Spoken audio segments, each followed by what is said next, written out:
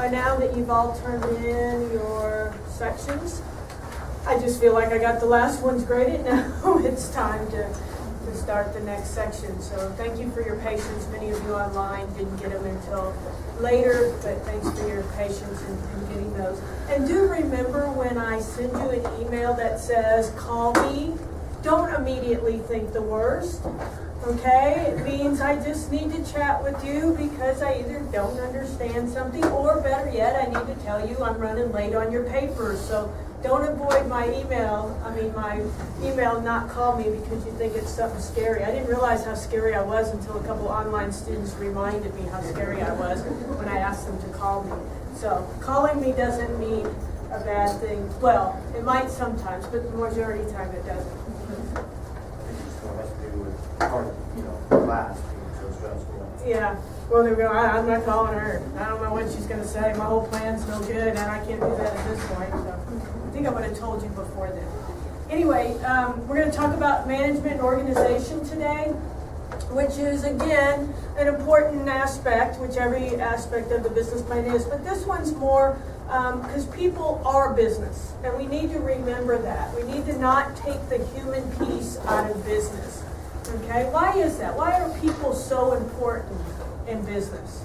Because people are the interactions you have, and then of course when you talk about like the number of people you employ, employment is like the number one expense you have too. So making sure that you have the right balance and you have to work with. Yeah, making sure the balance is right, and also making sure that you've got people that are happy to be working for you. Have you ever gone somewhere and they like, here you go? And I always get upset when I just buy something and I thank the person for taking my money. And they go, uh-huh. And you're like, wait a minute, something's backwards about this. And so I think if you treat your people well, it shows. They're happy. You also need to make sure you can empower your employees. And what I mean by that is, have you ever gone to a store and you want to return something and they say, sorry, the manager's not here right now, I'm not authorized to do that. Now, how does that make you feel as an employee if you're unable? Frederick? I mean, the employee probably feels like he's worth like nothing. Yeah. In the exchange with anybody. Right. Because Yeah. he has Yeah. dollars. Hey, you don't have confidence in your employees? Don't hire them then. Okay? If they're not someone that you feel confident with or would make the decisions that you want, then they're not the people you need to be having work for you. So make sure that you empower your employees to do certain things. Now, you may give them guidelines, and they may not do it exactly like you would have liked it done. The worst thing you can do is, after they've made a decision and they think it's the right one, is to tell them how bad it was. Okay? So you go along. I appreciate you taking the initiative to get that customer taken care of. In the future, maybe we could handle it this way a little bit differently. But really, thank you for taking the initiative and getting that customer taken care of. Okay? I think even at restaurants, any of you have been waiters, waitresses? Yeah, don't they give you the empowerment to at least give a couple free desserts each month or something? They give you something if someone's just really not happy. Their meal hasn't come out on time or it's not warm. You can at least do a little something. You may not be able to comp their whole meal. You may need to get a manager for that, but at least you can give them a little something. So we really have to remember that people are business. Okay? And taking out the human part of that is really, really a hard lesson to learn. It is not something you ever want to do. When you start talking about your people as numbers, that's not a good thing. Okay? Because we're going through that in some other situations right now. You know, we don't know what they're dealing with. We don't know if they're the single breadwinner of the family. We don't know any of those things. So don't take the human part out of it. Okay, make sure that when you're talking to people, you realize they have lives, they're dependent on the job, and you have a social responsibility and a business responsibility to make sure your business is a healthy business if you're bringing people on who are going to depend on you for their salaries and for their income. I'm not sure if it's here to say, but like, I feel like if you study business, you basically learn that people, your employees are numbers. Yeah. I don't know, like, we always talk about people as resources, yeah. and like we calculate how many people you have to fire to actually make profit again. Yeah. So. And it's reality. It is reality that we need to, because they are an expense.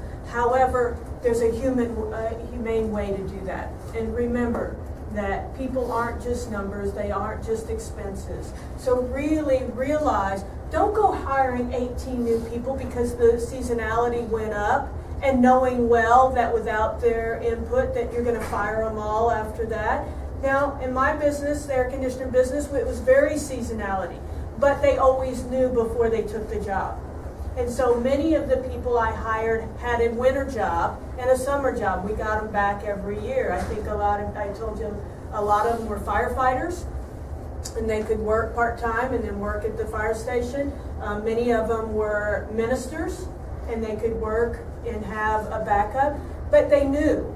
The worst thing you can do is hire a bunch of people because right now some money's coming in and it's great, and then you let a bunch of people go, especially without talking to them. So treat people as you'd want to be treated, and it's really important. Frederick made a good point that a lot of times we don't think about people in business, and I want to make sure that you do realize that's really important. Not only is it a resource, it is your most important resource. So why would you treat it, in a poor way?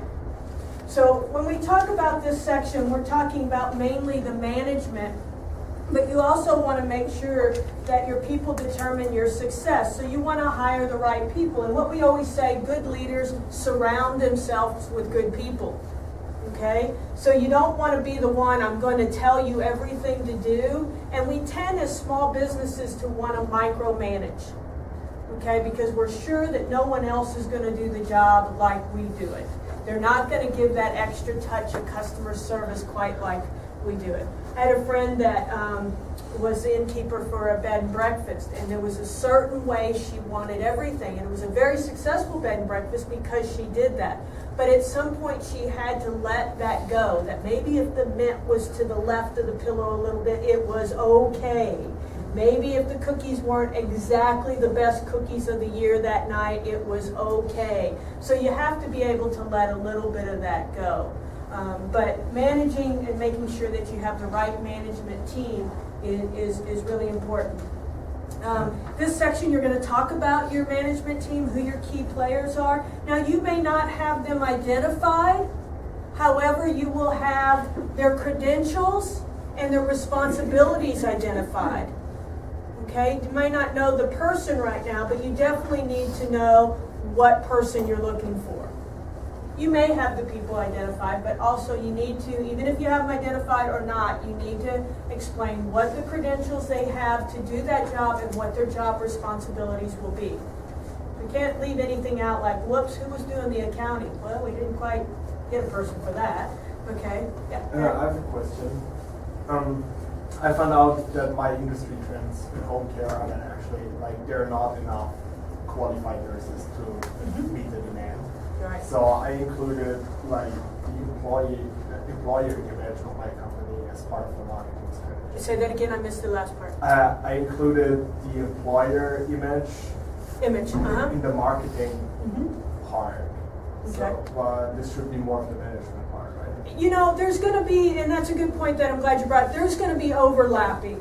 What I don't want to see in your paper, because there's different areas where things are going to be redundant, I don't want to see a copied and pasted piece. If you want to talk about it again, that's fine. So it may be appropriate in both places.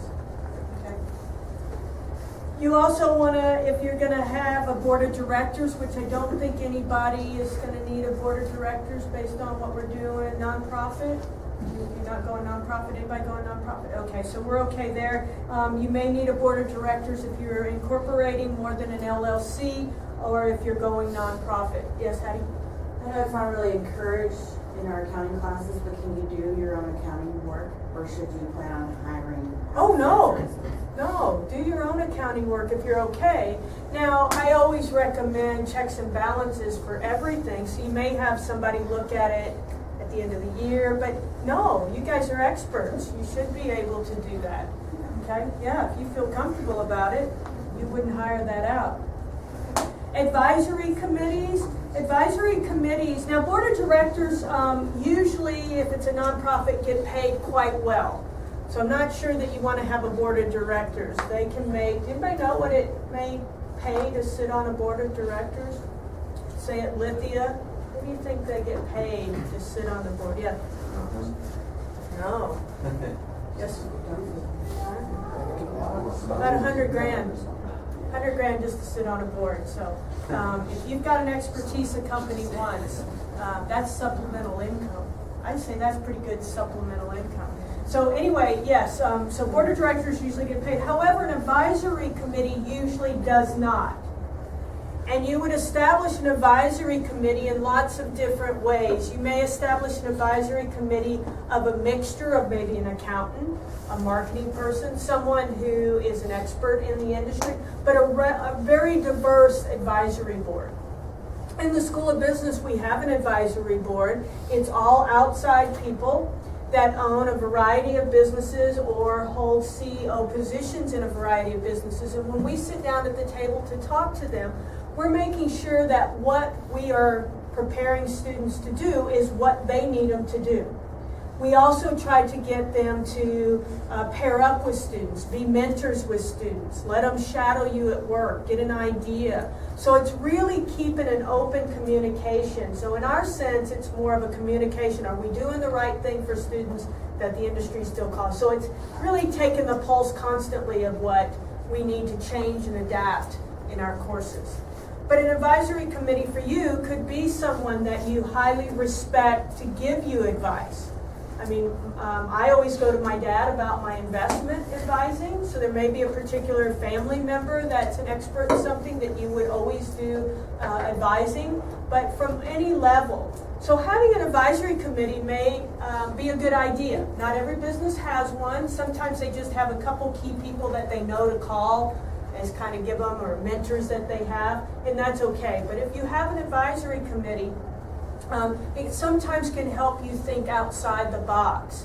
You know, some people looking in at other angles, because sometimes you're just so into the day-to-day operations.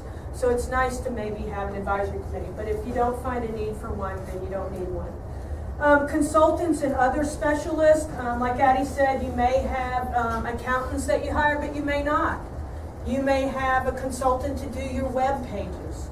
You may have a consultant on retainer as a lawyer if you need it. You may have consultants that do a variety of things that are needed, only sometimes not worth hiring them full time, but a list of consultants. And sometimes you don't pay those. Sometimes you have to pay a retainer for a lawyer to keep them on consulting, but for most part, other consultants you don't. So having a list of consultants, again, I don't want a consultant list that someone's going to do your marketing, someone's going to do your management, someone's going to do your accounting. You guys don't go off that route and say, well, apparently I don't need to do this business plan because I've got a whole list of consultants. But having consultants is always a good idea if there's an area you do not feel strong in, or for the purposes of needing a lawyer for contracts or something. Key management personnel to be added. Again, you might want to start off with a small management team, but you say by year 2 or 3, you may add more managers or divide up the work. It may just be one person that's in charge of sales, and after a while you see that the region's getting larger or expanding out, you may need 2. So if there's any future expansion of management, you want to include that too. So again, the key employees, there's some worksheets in here. What we want to know, when I talked about their criteria and their credentials, we want to know about their education. We want to know about their successes. Why are they qualified to do what you're asking them to do? Their education background, their strengths, and their areas that they lack and strengths. And why would you want to know that? Why would you want to know what they're lacking? Training, or we can either train them or fire. Okay, you guys are being cruel on Monday morning. Remember the humane part I was just talking about? No, you may want to make sure you have someone that supplements that. You know, we all have our strengths and weaknesses, and we all need to recognize them. You know, as business owners, you need to recognize what your weaknesses are so that you can find someone that supplements that. So they may not be strong in everything, but that's okay. I can remember having employees that, you know, they weren't the best at what they did day to day, but they were so doggone honest and reliable. I knew the shop was going to be open on time. I knew it was going to be closed on time. I knew everything was going to be locked up well. I knew they were going to, you know, show up every single day, you know, no matter what. That's worth a lot to have a good, honest employee. So what you do is you find their strengths and expound on those.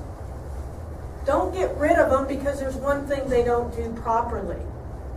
You know, we constantly need to move. And I think it's always a very healthy thing for business to do, to say, you know what, this employee isn't working out so well in this area, but boy, they sure are good at these things. Let's put them in a position where they can really do well. And guess what happens to people when they feel good and feel that it's their strengths in something they do? Yeah, it motivates them. They become even better. So setting up people for failure or setting them in positions that they don't have strengths, I mean, training is always good, but if it's still just, if they're not people, type of people, then don't put them at the front counter, okay? But they may have great strengths to do inventory control or the bookkeeping or any other thing.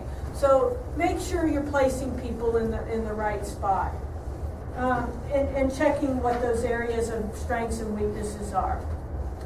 So the worksheet here also goes through each of the people that you may hire. Now, you're probably not in a position for these businesses to hire some of these key people that they have addressed here, like a chief finance officer or a HR director. You know, you're going to have 2 or 3, maybe even 2, maybe even yourself. You're going to carry the whole load.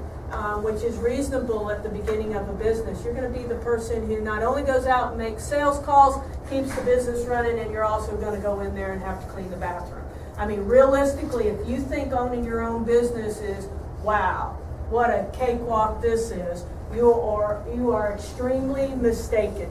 It is the hardest you will ever work, okay? And you need to be able to do everything. If you start saying, well, I need a person for that, I need a person for this, I need a person for that, you're going to find right away your expenses are going to be really, really high. So my rule of thumb is when you need 2 people, you hire 1. If you just need 1, you got to just hang on until you need 2. Okay? Always hire 1 less than you think you need, because overhiring will increase your expenses, and then you have the chance of possibly having to let 1 go. So be thinking. You have a moral obligation as business owners to think about people. Compensation. Compensation is really a key to motivating people, but compensation is different for all people. What motivates you guys? Money. Money.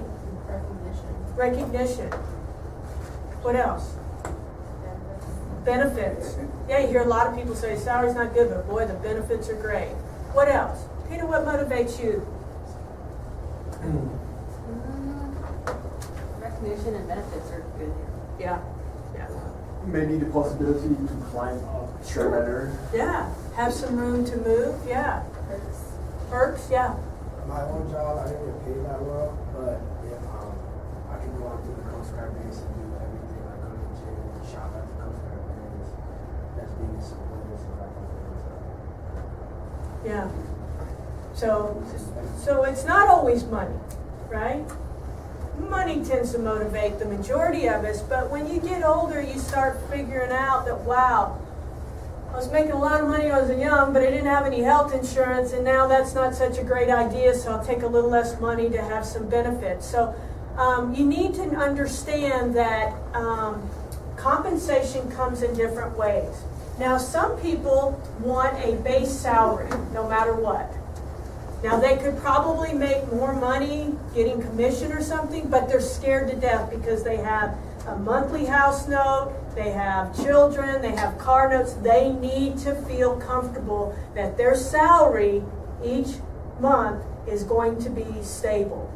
There's other people that say, The harder I work, the more money I want to make, and I'm going to work really hard. So they kind of self-select. So some companies pay a base salary that's fairly low. You may or may not be able to live on it, and then you get commission on top of that. So that may be a way to go. You also may have some businesses, it's straight commission after 6 months. And that's really scary to a lot of people. So be careful, that may not bring in the type of employees that you're looking for. Bonuses are a great way to motivate people. I remember one time we were doing really, really well. It was, the only people that were loving that there was a heat wave going on in Texas that year. I don't know if I told you guys, but the big deal was we all had t-shirts. The whole town of Austin, probably most of Dallas did as well. And it would say, I survived the heat wave, 102 days. And then you would pay a quarter to go get the 2 changed to a 3 the next day. And you kept wearing these shirts to update them. Well, gosh, we thought it was the best thing in the air conditioner business. Bring on the heat. And I needed to motivate people so that they would, because they were getting tired. And I knew a couple of them, money would do it. So I said, if we hit X number of sales by halfway in the month, next Friday you get 2 paychecks. Well, they worked their tail off, okay? And then some said, you know what? If we hit that, I'd rather have Friday off. So they all wanted different things. So remember, don't treat people the same way across the board. Okay. Also remember, don't overwork them with that kind of incentive because they're not really worth a whole lot the next week. Yeah, Addie? Well, it could go bad for an employer to work for a dentist that came up with a bonus program that was if we hit a certain number for that week, anything above that we got a percentage as a bonus. So all the assistants got really motivated to really encourage patients to get in a root canal rather than an extraction. Yes. We hit our bonus and way surpassed it. So the rules changed the week after that. Yeah. We didn't get as big a bonus again. Yeah, Wow. and that's true. The medical, you got to be careful what you get. You don't want people running them through like cattle. But in an automotive industry, the more you sell or the more that it doesn't have an impact on people because you're motivating. And you're exactly right. Thanks for bringing that up. That's not always a good motivator depending on the industry that you're in. Okay, healthcare, you wouldn't want to say, the more people you can see in the day, they're just going to be zipping through. You okay? Here's some food, running out. Here's some food, running out. That's probably not what you want to do. And the same with pets or any of that. Even with running shoes, you don't really want to give a commission just on selling the shoe. You might, but you want to give a base pay too that they're okay because you don't want them selling a shoe that's going to end up coming back because it was the wrong one just because they were trying to make a sale. Because it was the one we had in stock, and I want to make the sale. Okay? We see car dealers mainly make commission. Now I heard Town and Country Chevrolet no longer pays their salespeople on commission. It is salary. So I'm curious to see what their car sales are doing.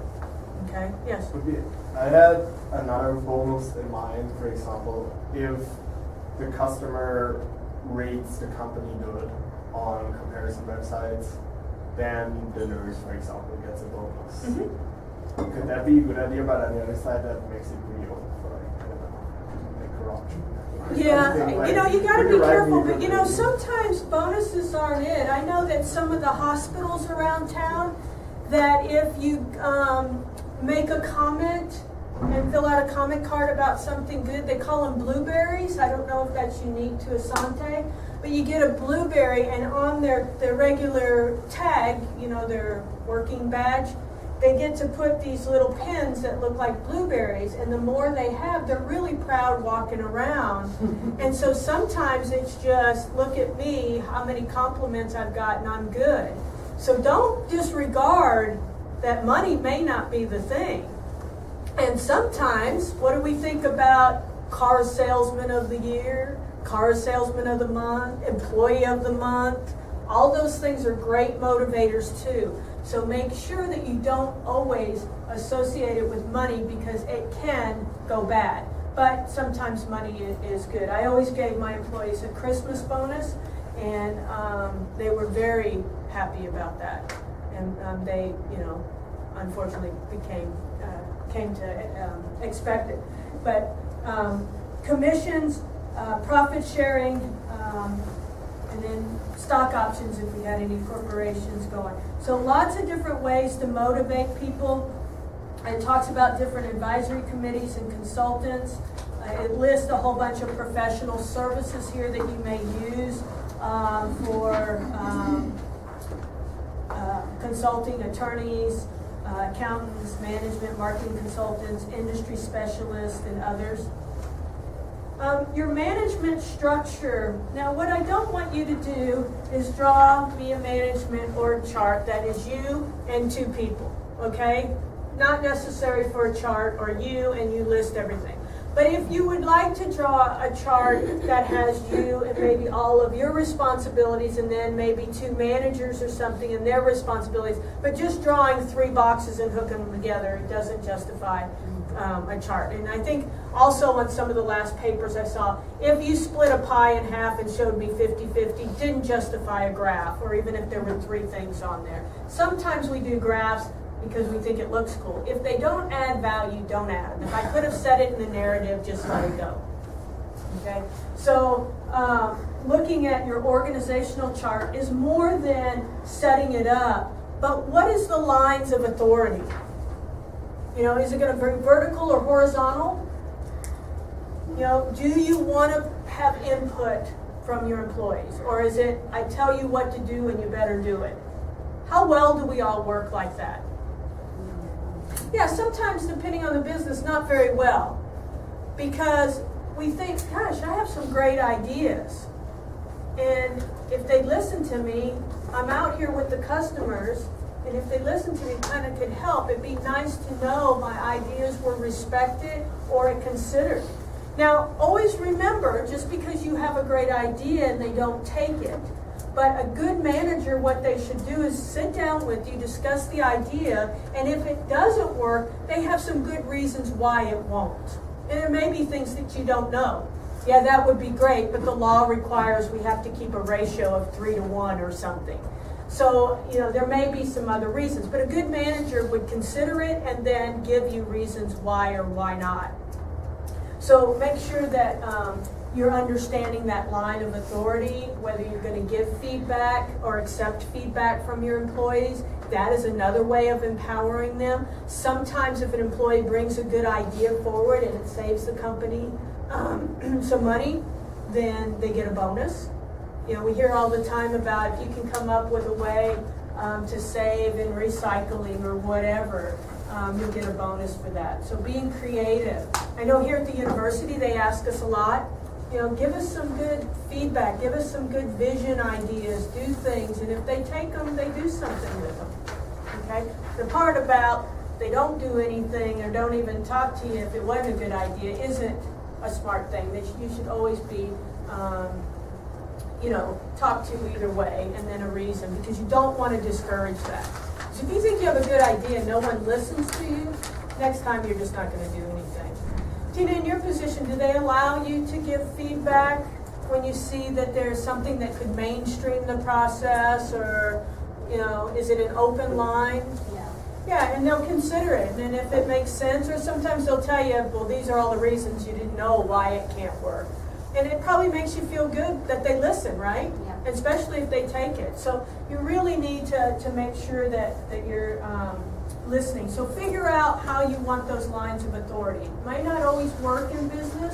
Sometimes regulations and rules keep a line of authority more vertical than horizontal. And are you going to have informal relations with your employees? Not, socializing is good. And socializing probably, in my opinion, is very important for people who work together on a certain level. Maybe you have picnics, maybe you have company meetings or whatever. I know that we always have a Christmas party. We always have a beginning of the year party and an end of the year party with all the faculty. Just kind of brings us all together on a more friendly and openness, and we talk about things. One of the cool things we did a couple summers ago on the School of Business, there was about 5 or 6 of us that all had projects going at our individual homes. And we decided that wouldn't it be fun, because we were kind of trying to help each other, if we all went to one house, worked on that project, then went to the next house, worked on that project, and we did that. And then at the end, we got a group of people who weren't working on the projects, and we got a bunch of vans, and we drove to each house to see what we had done, and had hors d'oeuvres at each house as we went around, and of course had our designated driver. But it meant a lot.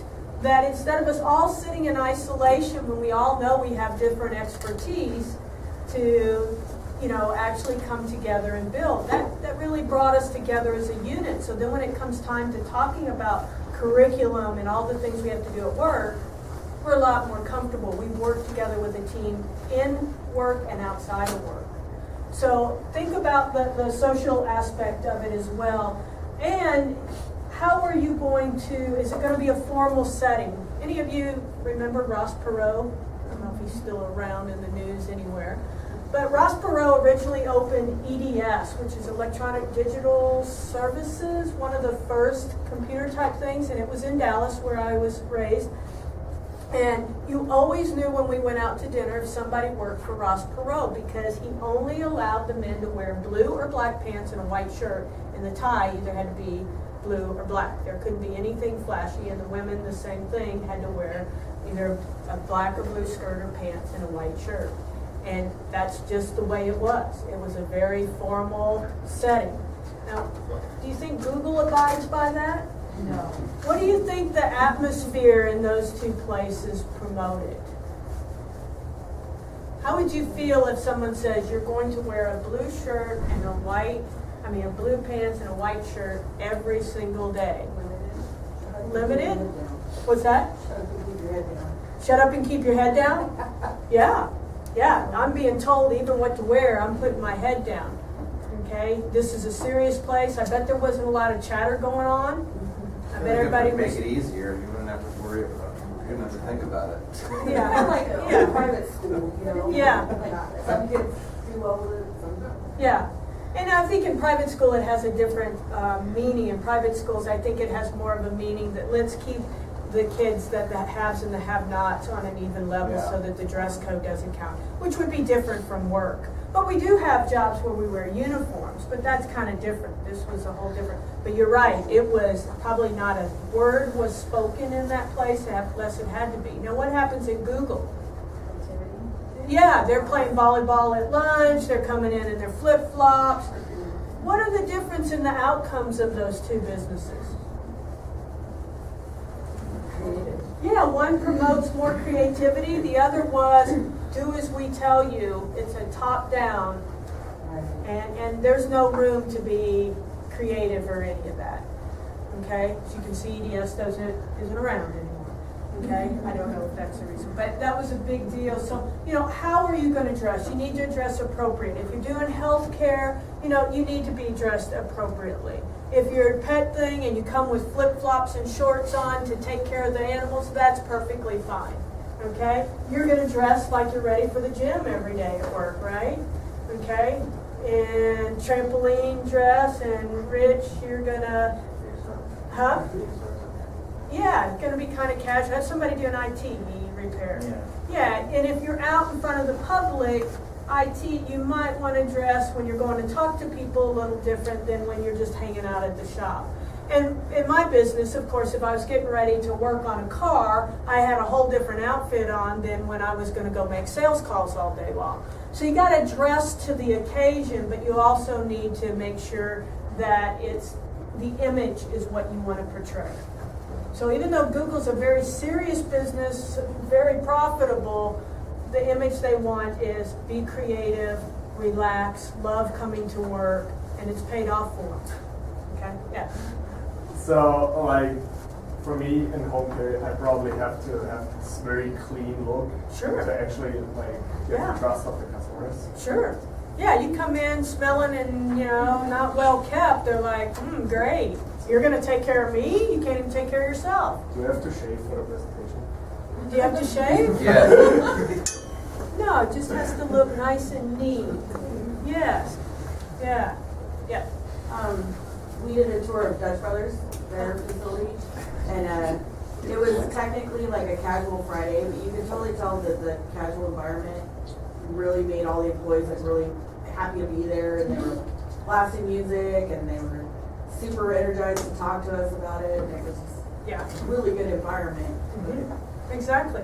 Well, you can hear a lot of businesses, even in the school districts, Fridays, Jean Day for the teachers, and I always noticed they were a lot more, let's have fun, I'm in my jeans, and, let's make this, what's that? And so, no, but I mean, they really came up with more creative things. They felt like they could, once in a while I do, more than you would imagine, You always have to hire the right employees for the right work atmosphere. I have I worked in a beer garden in my hometown, and it was 5 years ago.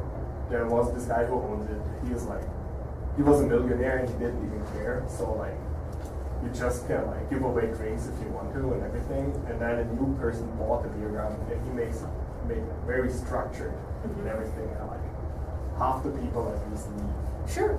Because the culture was set one way, But I mean, there's a whole other culture that'll come in and do that. But and that's why we see with mergers a lot that they wipe out one of the businesses because they want the culture of one of the businesses to stay. And so changing culture is very, very difficult to do. You establish it at the beginning, or you can forget about it. Some of the guys here that teach tell me if they wear a tie the first day at work, that's what you'll always remember. They can wear anything they want after that. Is that true? Mark Siders always wears a tie the first day and then doesn't after that. Does it have an impact? Does he wear a tie? Always. Not for him. I don't think any of us have noticed. Okay. Well, don't tell him. We got him wearing a tie at least 3 times a year, so we'll let him. I'm surprised with his hair's brushed. Brushed. It is brushed. It's sticking straight up. And then your management style also is something that you need to think about. Are you going to have clear policies? People like to know what the policy is. They don't like it to be too willy-nilly because then they're not sure what to do and they end up kind of not doing anything sometimes. So make sure that you have clear policies. Communicate. Communicate often. And I can't say enough about how communication is. My communication style as chair of the School of Business is to get up and walk around. I don't need to send an email to somebody down the hall. Now, sometimes I do it for documenting sake, but I tell you, I have learned over my years, I can go stand in the doorway and talk to someone and get it the beginning, the middle, and the end of the conversation. Emails tend to promote 15 emails, and then did they misread my, oh, you sounded really uppity about that. I'm going, no, I was on the way to the bathroom, and I just needed to send that out real quick. So make sure you're not losing that personal piece. I don't know if many of you know, and I'm probably going to regret saying this out loud, is I have just gone through an interview process to be the Director of Business Communications and Environmental Studies. And I'll know this week if I get the position. But that was one of the things about communication. These three departments are in 3 different buildings. So talk about the challenge of communicating.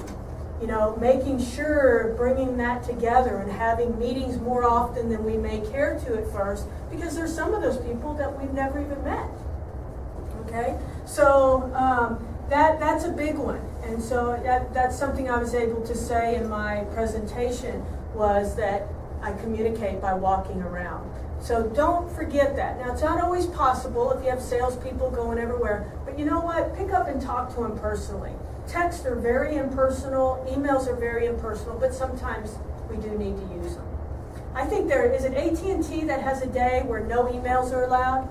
There's one of the businesses, I think it's AT&T, that says it's a no email day. And it's really difficult for them, but they actually get out of their cubicles and start walking around and talking to people. Not like, you're talking about in their work environment, not like they won't let you send an email. Right, but in the Okay. work environment, they just say, no email day. If it's somebody in the office, get up and go talk to them. You know? And I find I'm more successful if instead of sending an email to the registrar because there's something we don't understand or we need to do something, if I go stand in the doorway and talk to them, I have a much better chance of getting it taken care of than an email because they're very impersonable. Which I feel the same way about a counter. Remember I told you guys I can have a really irate customer and I walk around the counter and decide to sit down next to them in the waiting room.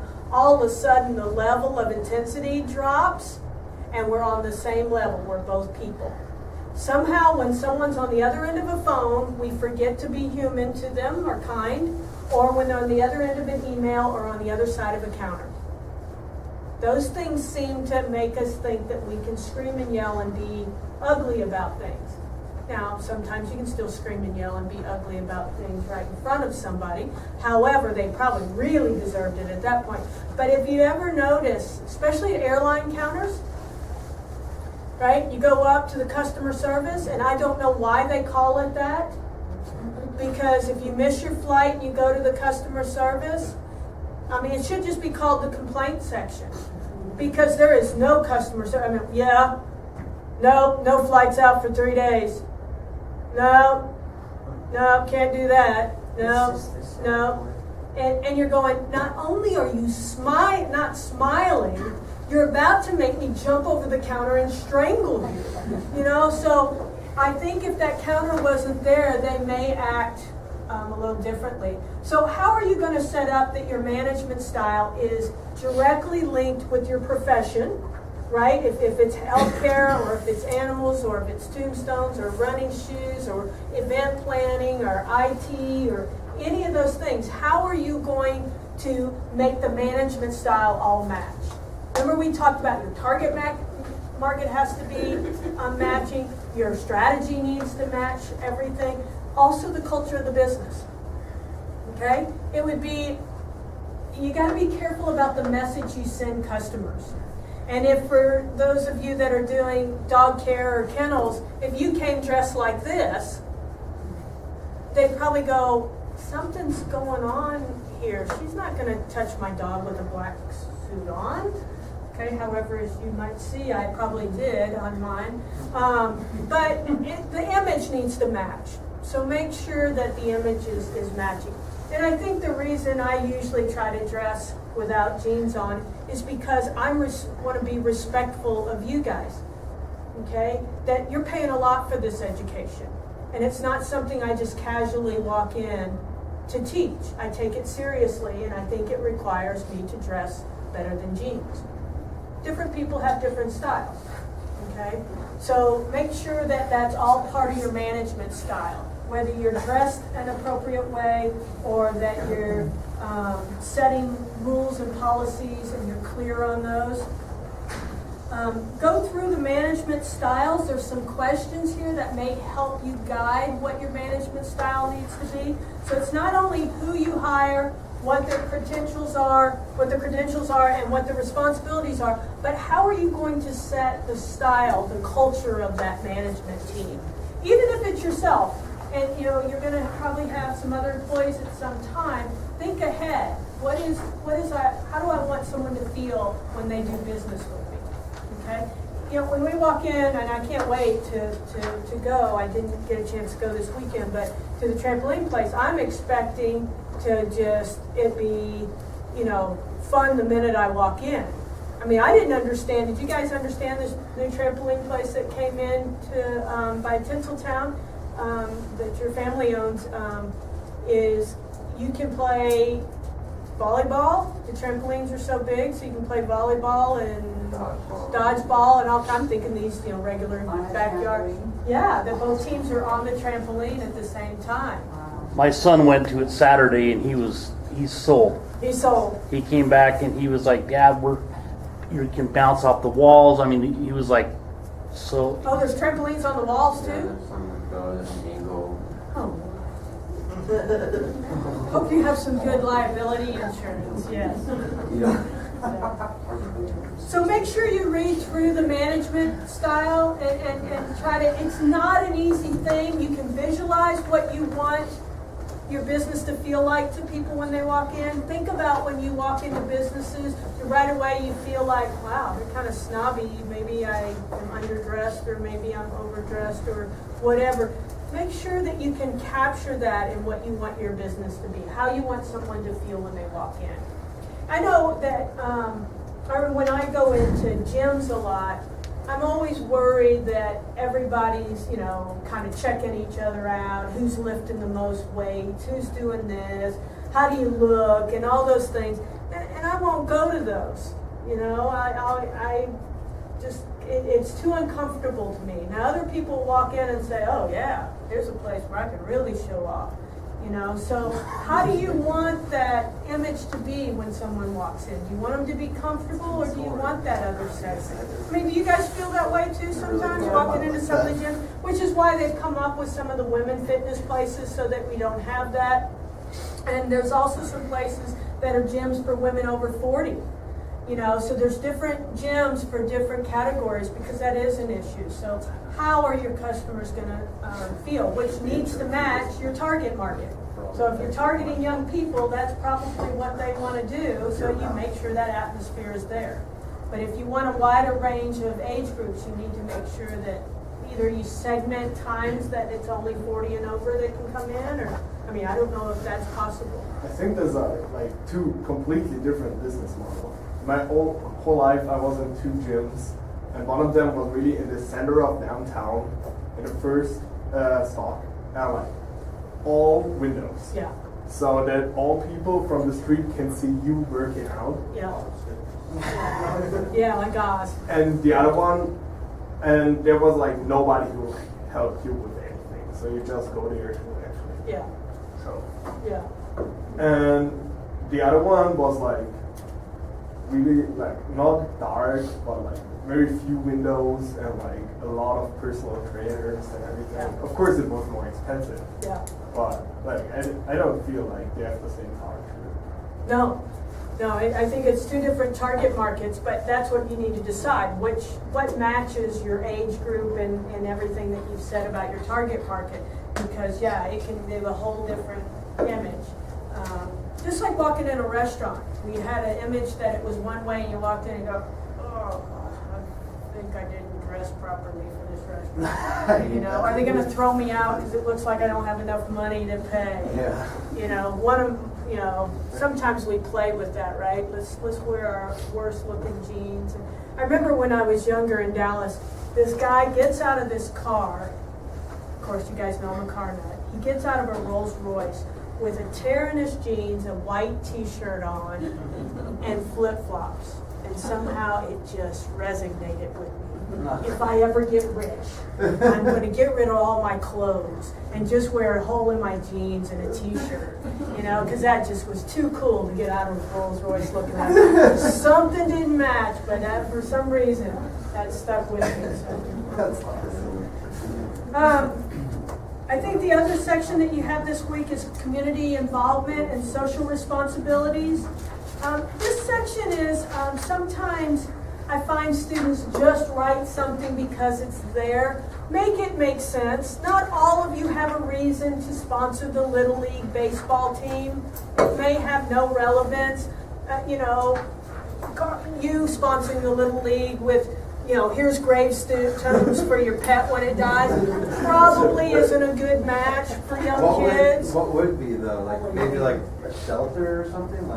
Yeah, maybe, think about,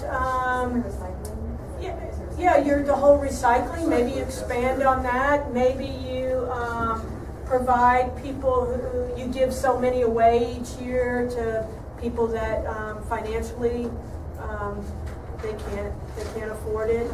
So make sure your social responsibility matches. And we all have, we call it what, the triple bottom line? Okay? The triple bottom line consists of what? People. Unfortunately, profit has to be in there. But the people and the planet, again, bringing the human piece into that, but also making sure that that you care about the planet.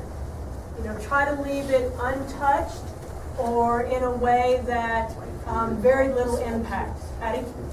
Do you feel like we should maybe like kind of broaden our social responsibility? Because I'm focusing on the fact that I only get meat that's been humanely treated and butchered.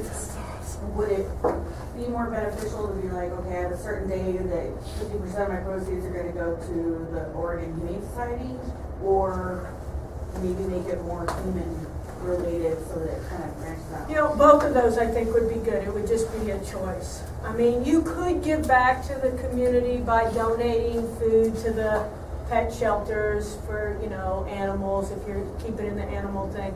You could just keep, you know, expounding on the humane part of the beef that you're getting. You could even once a month donate food to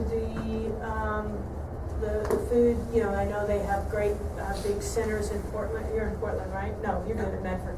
But, you know, where I know at Hawthorne Park every Sunday they feed the homeless people. Yeah. Maybe you get involved in that once a month or something. This doesn't have to be a big elaborate thing. No. And you don't want it to cost you a lot. It can be But pretty it's something simple. that, yeah, it can be as simple as using recycled materials. That may just be it, which is part of your business plan anyway. Using recycled things in your event planning. Just some way that you're not disposing of things that could be harmful. Just try to think ahead. What is it, even in your business, that you could do that would not have as great an impact on the planet? Okay, and now your community involvement can also match that, but it could be different. So community involvement could actually be a social responsibility at the same time. So your community involvement of feeding the homeless once a month or something also is your social responsibility. Social responsibility, I have people say, well, I'm going to recycle, I'm going to use special kind of LED lights, and I'm going to do this, and I'm going to do that. It's a little more than that. I think in today's world, we're already expecting that. We're expecting restaurants to minimize their waste, to recycle. I know I told you a minute ago how we do these projects and go around to different faculties' homes. The big thing is if we can minimize the waste. So we'll say, yep, I only had 2 little pieces of board left. I mean, we get all excited that we really, instead of having a lot of extra stuff that we have to bring to the dump. And so then we even try, when we tear a fence down, we try to then use it for something else. And so I think just thinking in those terms, how can I be socially responsible and how can I give back to the community? What about information base? Yeah. If I, for example, let's say I have this one day every quarter where I basically invite all my target people to come over and I inform them about the company. Would that be part of community or is it more advertising? Well, don't sell yourself short, because some of that community building and social responsibility is advertising. So that's okay to do. I know that a while back, the back specialist in Medford decided to have an open forum at the library. He wasn't paid for that, but he did a huge forum at the library where people came and he talked about the different types of back pains and different new techniques that were coming up. Well, of course, everybody then knew him as the doctor, but he also just did that as a service to the community. So yes, it is. When you're sponsoring a Little League, you can care less whether those kids win or not, but all of them got your name on the back of their shirt and all the people seeing it, so it is advertising. It's a little of everything. And if you can mix community service, social responsibility, and advertising together, good for you. Amber, did you have something to say? Okay, should I, with mine, I was wanting to offer those classes about cooking or and stuff like that. Should I add it in there? Yeah, maybe the cooking classes are free because you're going to expect them to buy your product to then go home and cook those things. Yeah, so it could be as simple as that, offering free community cooking classes to learn how to cook more healthy and more organically. Is that what you're thinking? Yeah, that's great. So, but think out of the box other than I always have somebody that just, here I'm going to have some energy efficient toilets, and I'm gonna have some energy efficient light bulbs, and I'm gonna sponsor a Little League. Make it make sense to what you're doing, because just to do it is kind of a lame thing to do, and people are on to that. People are on to that you just do it for those types of reasons. So those two sections on social responsibility and community will probably be fairly small, your social responsibility, and but that's okay. Put some good thought into them, though, on what you want to do. Because Frederick's exactly right. It's advertising, too. You're advertising to the public that you're good social citizens, and we all want to do business with people who are good social citizens. Okay? And we all want to do, if a company is really volunteering a lot, that's who we want to do business with. Okay? There for a while, everybody was upset with some of the, things like Goodwill and Red Cross and all those, because the CEOs were making, 6-digit figures, and they were thinking, now, wait a minute, what's happening here? And so, that's not the image that you want.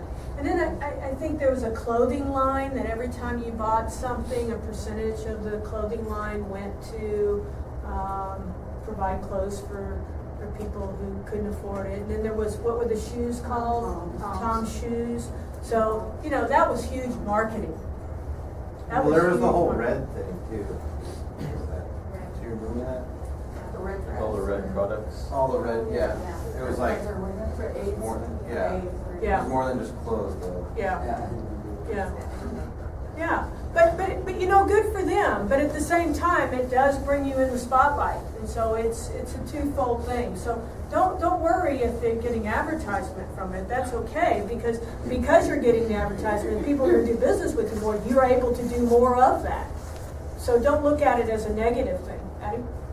This is kind of on the other side of things, but when I did my interview with the guy that owns Victory Dogs, he made a point of saying that everything he does on public, he has to be really aware of what he does, like not flipping off another driver, because all of that, people know he's the guy that owns Victory Dogs. And if he's a jerk in public, Yep. or does something, kind of like Salvation Army, they made like some anti-gay comments, and that really influenced people donating to them. Well, the during Red Christmas. Cross did it for coming to blood drive. They're not allowed on campus anymore. Yeah, exactly. It's- Yeah.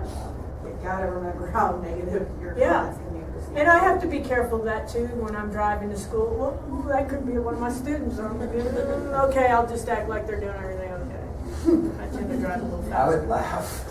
It reminds me when I was in high school. My best friend came in and she just had a white face, and I said, "What happened?" She said, "I just flipped off so-and-so's mom on the way to school." And I thought, "Oh, you're in big trouble, So yeah, you're right. I mean, you've got a responsibility to be a good citizen, and you're on. Think about faculty members. Everywhere we go, we run into students. Oh, yeah. Everywhere we go. So we always have to make sure that we're still maintaining some type of sanity, I guess I should say. We're not allowed to have fun. Yeah. So I'm gonna think about if you're doing one of the vehicles where you have like a decal for your business on it, you have to make sure that you're representing your business and also. Sure. And how? That car should be clean. I don't know if I talked to you about interviews. The first thing they do is send someone out to look at your car. And if it's a mess inside, I guarantee you won't get the job. Make sure your car is washed and the inside is free of everything. You don't know how many companies do that. Because you can come in nice and dressed. If they go out and see your car is a disaster, wow, is this how they also work?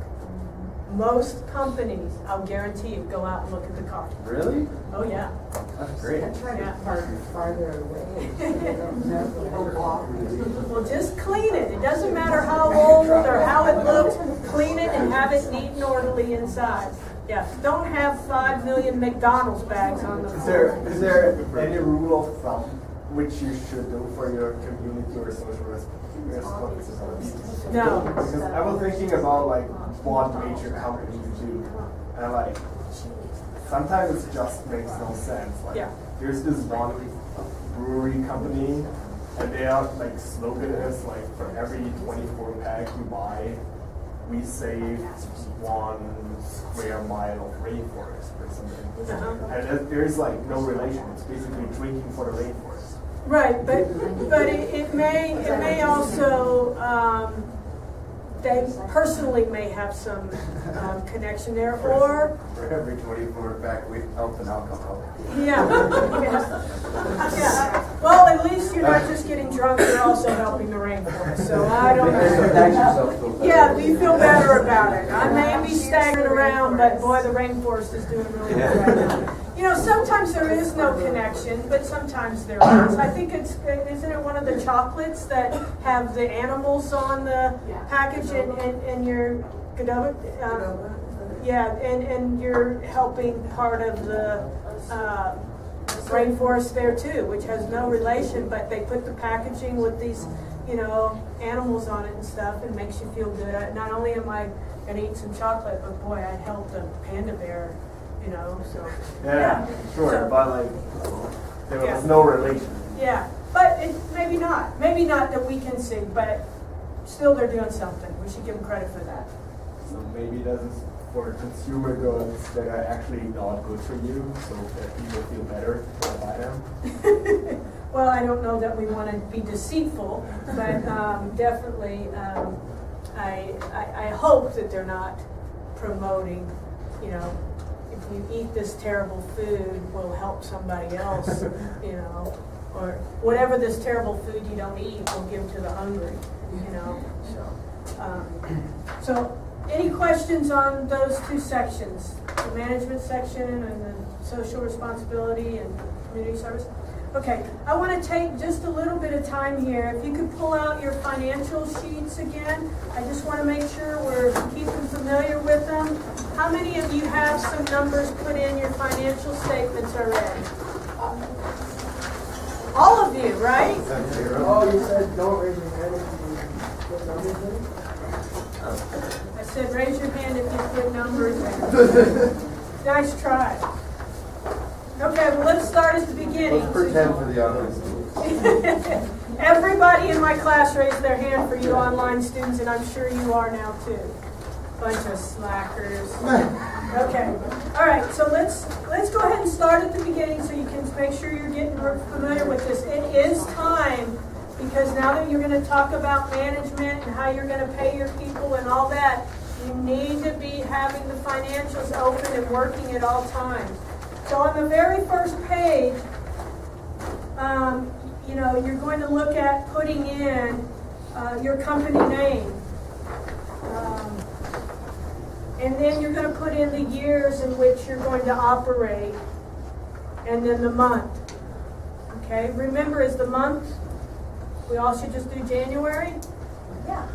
Yeah. Seasonality. Yeah, based it on season. Just get there just before you have enough time to prepare for the season to be good. You never want to go into a business as the season's dying off and you're going to spin your wheels losing money until it comes back around.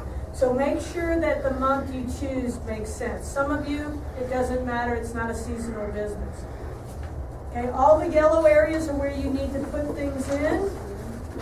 If you look on the sales sheet, And it's supposed to be 3 years, right? 3 years. Yeah, it's month to month, year 1, and then annually year 2 and 3. And you can see that on here that it goes across 12 months, and then the last 2 columns are year 2 and 3. Okay. Okay.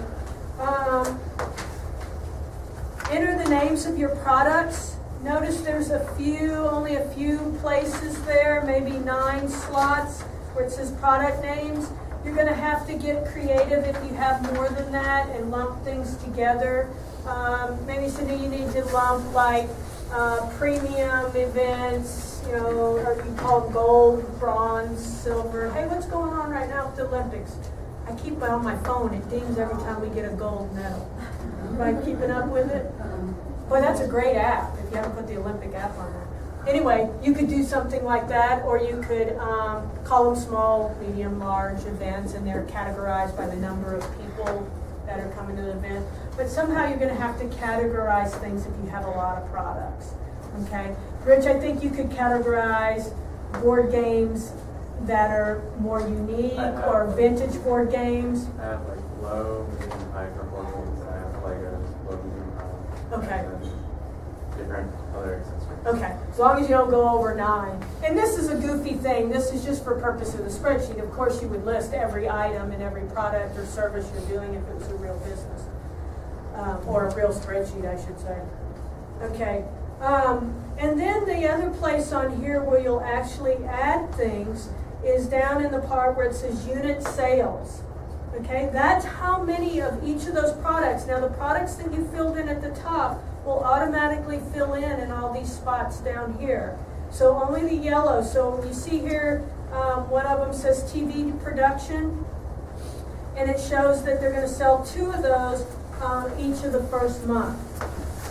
Each month for the first year. And then advertising concepts, it looks like they're going to sell 15 of those. So you're putting how many you're going to sell. What should that number at that first year equal? Oh, there's numbers in there. What is that?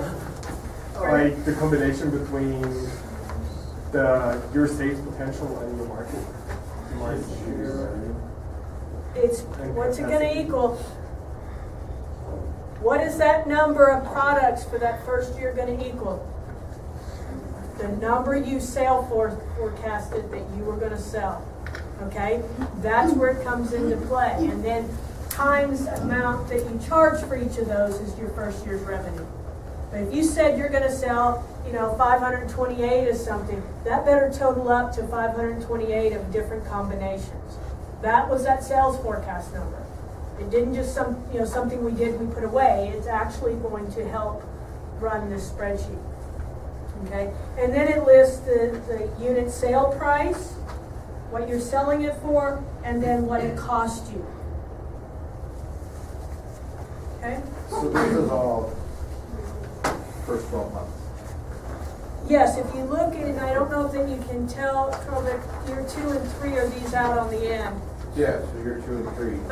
So you'll do it for the first year 12. 1. And Right. then First 12. Right. And the total for year 1 is going to be your sales forecast. Now, how are you going to determine year 2 and 3? What increase you expect to have? Yeah. You may expect to grow 5% after the first year, or 10%. After a while, you're going to stabilize and grow at the same rate as the industry probably. But at the beginning, you've got lots of room to grow from year 1 to 2 because you're building up inventory, you're building up a reputation, building up visibility, all those things. So you can forecast the increase. But I only want the sales forecasting for year 1. That gets us started. Okay, the next sheet is people. Okay. There's 2 different things going on here. There's people, and again up here at the top, I'm sorry, we have assumptions for payroll tax and benefits. Who's working outside of Oregon? Okay, a couple of you. So make sure that those numbers are right. One thing that we do not account for on this is sales tax. Sales tax. Why don't we account for sales tax? It's not actually income. Yeah, and a lot of times people look at that money in the bank and say, oh, I got lots of money. That money does not belong to you. You are only a holder of that money, so we won't even have it appear on here. Okay? Now, reality we would, and it would go separately, so we'd have revenue and then what the sales tax was, so you would know how much you owe the state each. But that is not anything. Any taxes, quarterly taxes, that is not anything you want to play around with. You get a red mark from the state or the IRS, they have you under a microscope for a long time. So make sure you're taking care of that because it's actually not your money for the sales tax. And it's not your money on some of the other things because you took it out of someone's paycheck. Okay? So you need to make sure. So here we've got 2 things going on with salaries. We've got cost of sales, and then below that we've got operating expenses.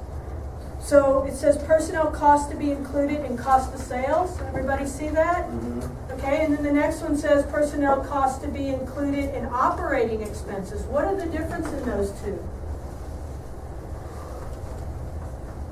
One's like your manufacturing flips, the cost of the person making the product, that means cost of sales. Cost Not of sales is necessarily. like a kickback. No? Yes. the cost of sales, maybe the cost for the actual distribution of the product. Well, Direct labor?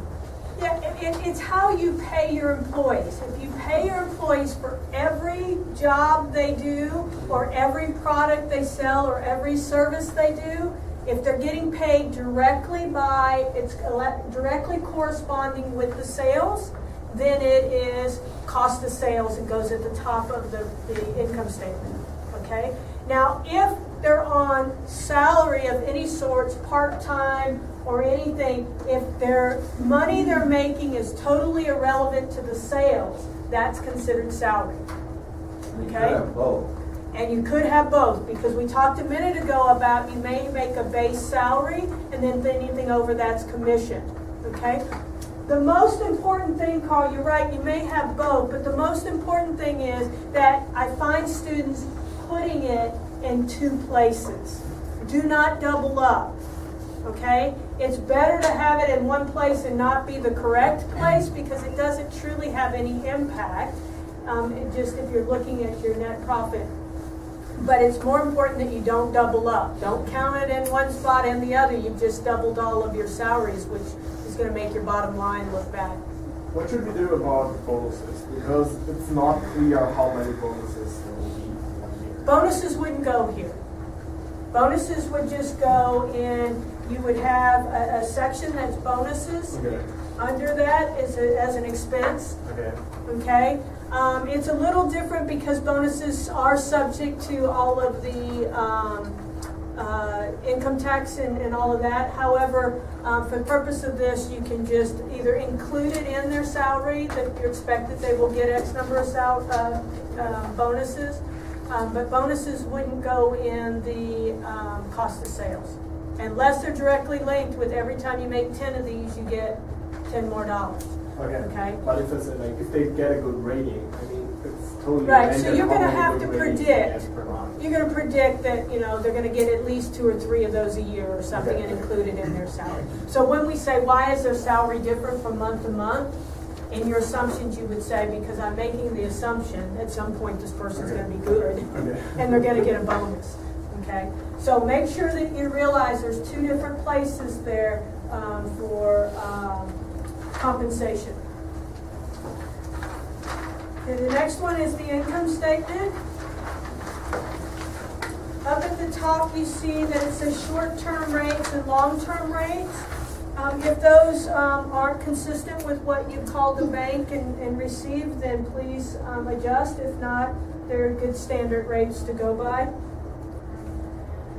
You're going to go down and enter your tax rates. Those should be the same unless you're outside of Oregon, and I pretty much, if you want to check on those, you can change them as well, but they're probably pretty good like they are.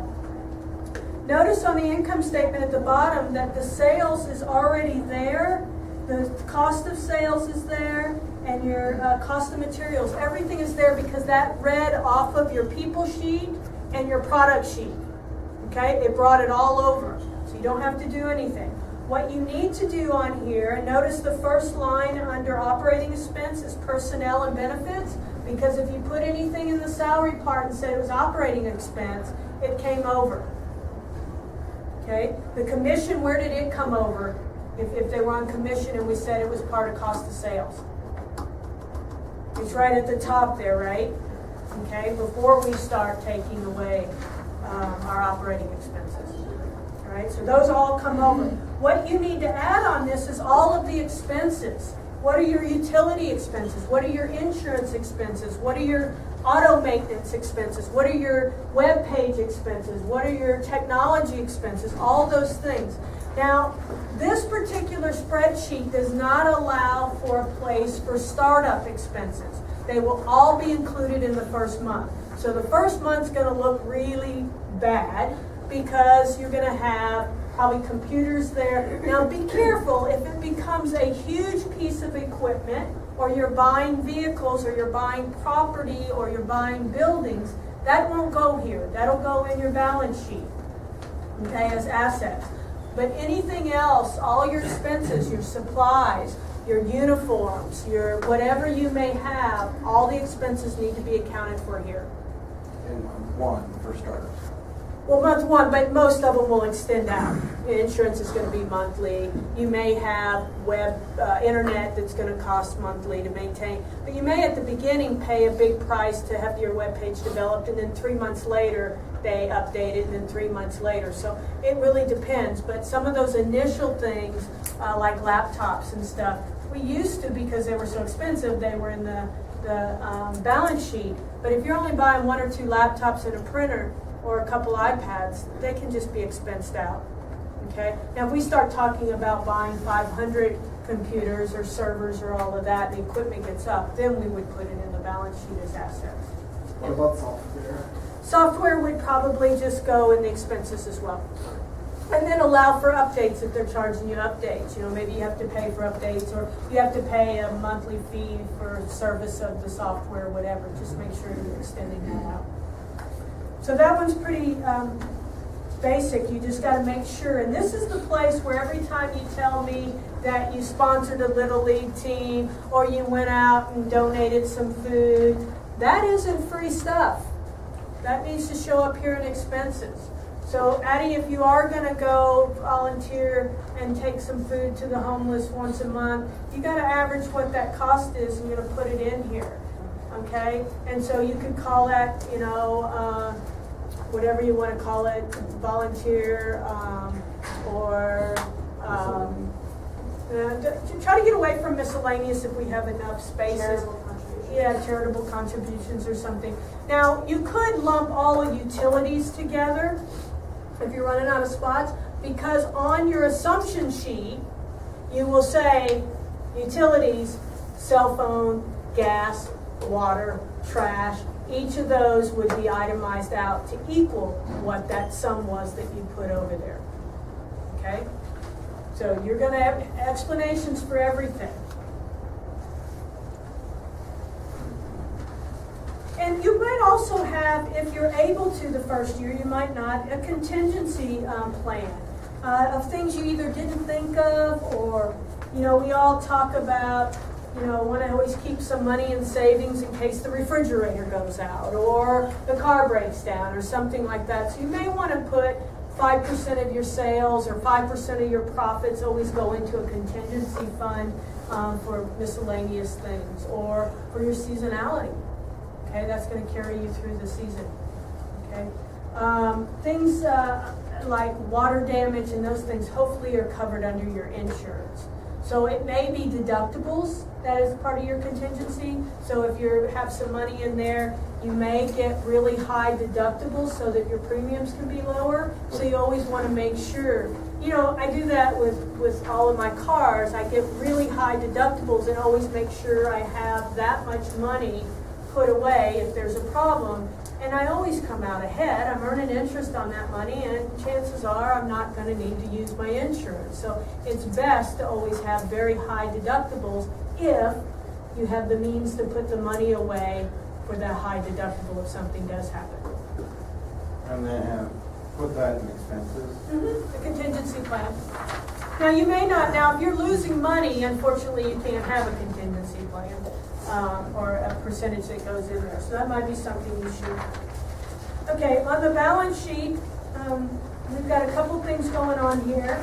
On the first one where it's accounts receivable, you're going to choose method 1. Okay?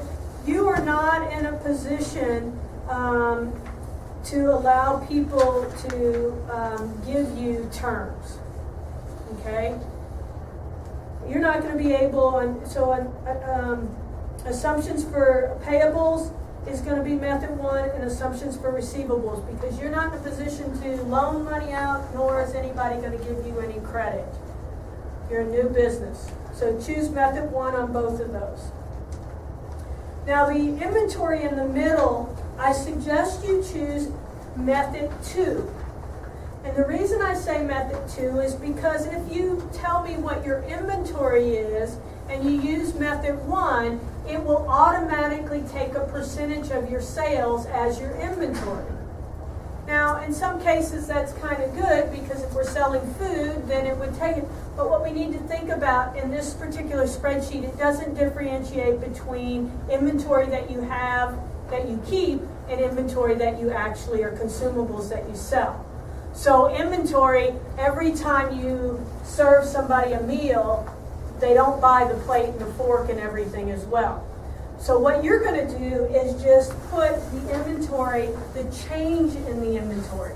So you're going to maintain some level of inventory, and then you're only going to put the change in the inventory. Okay? Seasonality may cause the inventory rate to need to go up for a short period of time, or a dip in may need it to go down. So what you're going to do is your initial inventory is going to be there that you're going to maintain. Now at different times of the month, you're saying by the end of that month, that inventory is going to be back here. Even though during the month it's going up and down and you're ordering, but you're going to say at the end of each month, this is how much I need to have in inventory. Now if there's some seasonality, then you would put that I need a change in the inventory.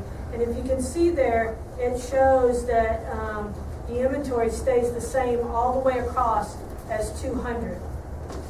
You see that? So you would only change the inventory if there's a seasonality or a dip in sales where you would need to. And it's going to maintain the same. Okay, on the balance sheet at the bottom where it has all this yellow, guess what? You get to put zeros in every one of those that has numbers. All that yellow is going to be zero because you don't have a prior business.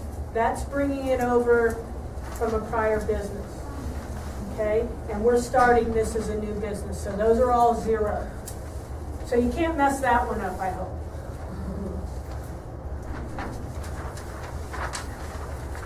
Okay.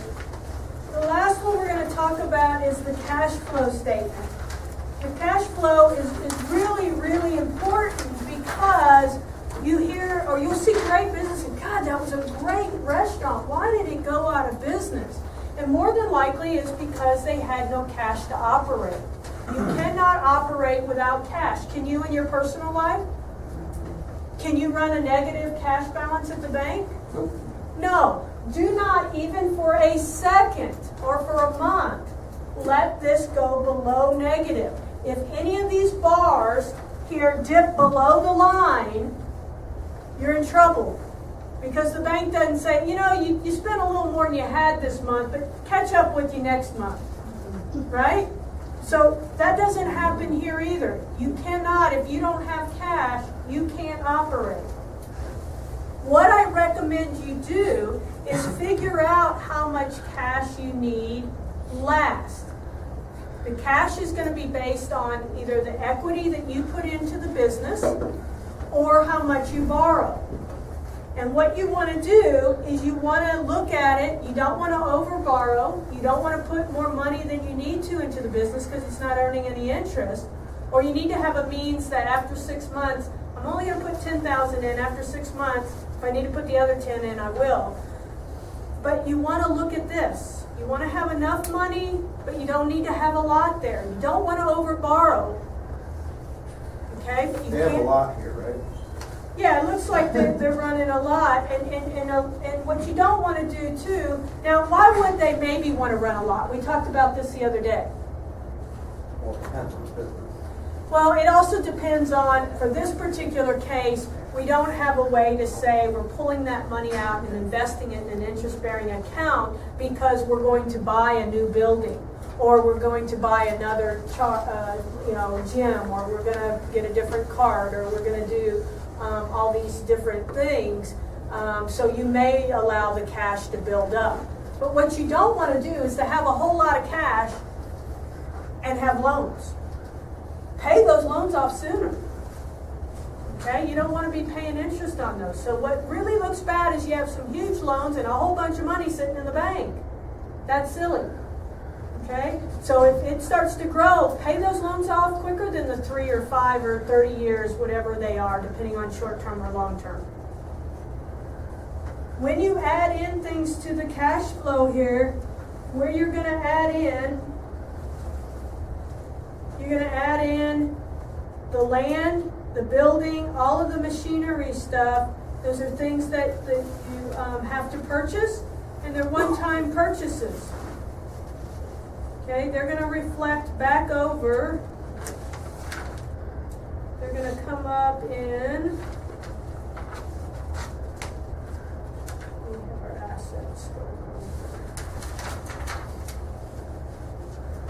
up here, when you put in your land and buildings over on your balance sheet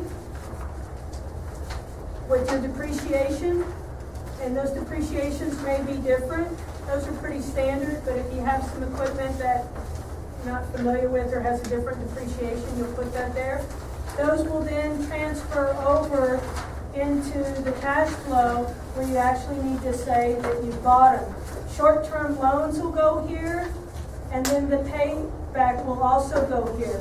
Now, when you make a payment on a loan, it's broken down into two parts. What is it? Interest and principal. The only thing that shows up on the cash flow is the principal. So you need to run a loan amortization table to figure out how much of each payment is the principal and how much of each payment is going towards interest. Which is higher at the beginning? Interest. Yeah, I got my papers on my house, and I think I paid $600 on my principal and $15,000 on interest or something. And boy, that's not something you want to look at. But yeah, you just put the principal here for the payback.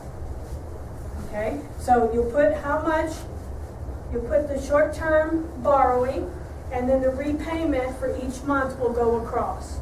Now the reason there's places along the way, you only put it the first time you borrow it, but you may have to borrow in the middle of a month, in the middle of a year.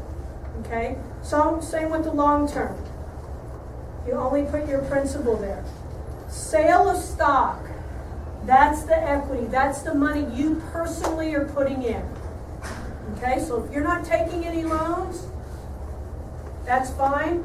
Then the sale of stock, you just put the cash that you need to go in right there.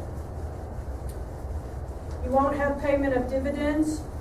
Okay, where does the interest of that payment show up?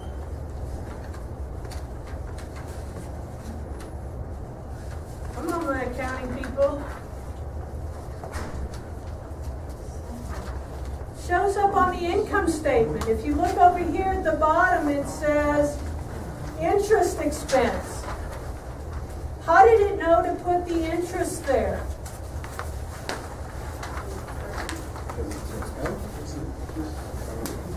Okay, we took a loan out. It's not money that's going back to paying back the loan. Okay. It's an expense. Yeah. The interest is an expense, so it automatically showed up here. I didn't put it here. Now I put the principal on the cash flow, but I didn't put this. Where did this pull this interest from? Like short-term and long-term rate, that's like that. Yeah. I told it how much I was borrowing. It automatically calculated up there. Okay, so you got to figure out what your payment is in the principal part only. So the principal that you put on the cash flow and the interest that shows up here together should equal what your payment is. Okay? I think that takes care of the cash flow as well. So the key thing here on this cash flow is do not let this line, these bars, dip below the line. You can never, not even for a second, you say, oh, that money's coming in, though. It doesn't work that way. Think about your bank. Now, if you have a bank that lets you operate that way, please share it with all of us. Okay? So that's the key thing here. So I always say do cash flow last, because how much you borrow and how much you put in of personal money, you don't want to over borrow and you don't want to put too much money in, especially if it's sitting somewhere else making interest. Okay, so just keep playing with it and get those bars up where you're comfortable. Okay, you don't want to be running right on the line all the time, because if something happens, but you also can't let it dip below. So don't go borrow more than you need. So that's how you will know. All right, it's time to start playing with those numbers. It's time to start thinking about when you say you're going to do community service and your employees, it's time to start plugging those things in and thinking about it. Okay? Please, whatever you do not complete your plan and say, great, now I have a week to work on my financials. If you do them in isolation like that, I guarantee it is not going to work out for you. all right? Do them simultaneously, because when I read your paper, I'm circling all the areas that should show up in the financials. So there's actually 3 parts of the financials when you have to turn this in for peer review. All of the financial statements, right? The assumption sheet. So when you say utilities or you say sales or whatever you say, that's what is the assumption that you came up with those numbers. And the third part is there's a couple paragraphs just in your narrative that when you write financial statements, you'll write a couple paragraphs that summarize that up. You know, year 1 and 2 do not indicate a profit, but by year 3 there's a profit, or sales are forecasted to increase. You just kind of do a little summary, a couple paragraphs, and then you say, see Appendix D for financial statements, and they can all be one appendix. Okay? You can put one sheet in front and say Appendix, whatever letter it is, colon, financial statements, and they can all be lined up behind it. Okay? What are some other appendices you may have? The financials will be 1. The assumption's going to be 1. I'm sorry? Graphs and charts. Graphs and charts that maybe weren't appropriate to put in, but for further explanation, some of the things you guys are getting off Ezra. Yeah. Okay? Maybe images of storefronts, maybe floor plans. What else? Draft of your website. What's that? A draft of your website. Yeah, draft of your website, and that can even be handwritten out or typed out that, you know, this is the logo's going to go. Maybe logos if you've already come up with one. Lots of things can go in there, but the assumption sheet can either be accompanied with all the financials or it can be a separate one. Probably do appendix whatever, colon, financial statements. The first page after that would be assumptions, and then there'll be the reports of each one after that. Okay? And so there'll be a monthly and a yearly for each of those 4 statements we've been talking about. We'll talk more about that, because I will not see this raw information. Okay? Probably for the draft we will, but if you notice farther along on the spreadsheet, way out to the end, are reports, and they're being filled in based on what you're doing on the worksheets. Those are what you'll submit in your final paper, not this. So we don't submit the worksheet with the paper at the end. No, just the reports. But for purposes of when this is due as a draft, you'll have 3 different files. You'll have the whole worksheet, so we can give you feedback and see where you might have had some problems. The assumption sheet, and then the paragraph that you write. So there'll be 3 parts that you'll include in there. And then for our actual business plan, we take the stuff out of Excel and put it into a Word document. Yeah, the reports only. Yeah. Yeah, they're ready. They'll look really good. It's copying and pasting them over gets to be a little tricky because you got to change it to landscape to get them in there, and the rest of the paper is portrait. So I think I even give you a video on how to do that, because you have to do part of some. the landscape. Yeah, only when the financial statements come. Okay. Any other questions? Okay, guys, you got lots of work to do. Good luck.